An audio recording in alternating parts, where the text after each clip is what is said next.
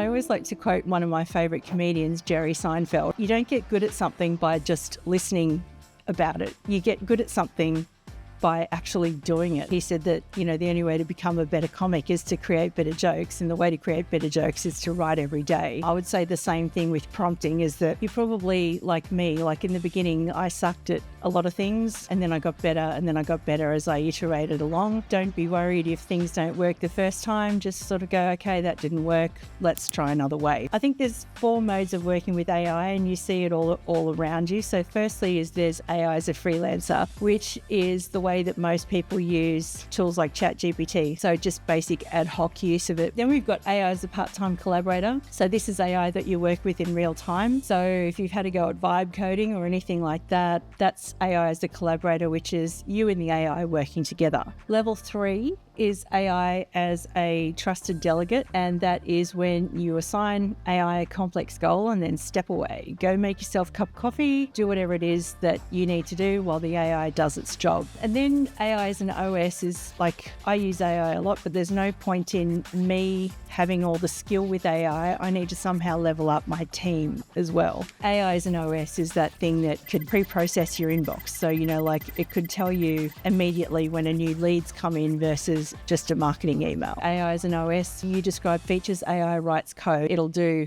several things at once, and everyone will be able to use it at the same level. The AI first mindset is putting AI at the center of tasks or opportunities. It's not applying AI after you've already started. So, and it's also not lazily just handing stuff off to AI, because we never do that. That's not part of the initial mission, which was to level up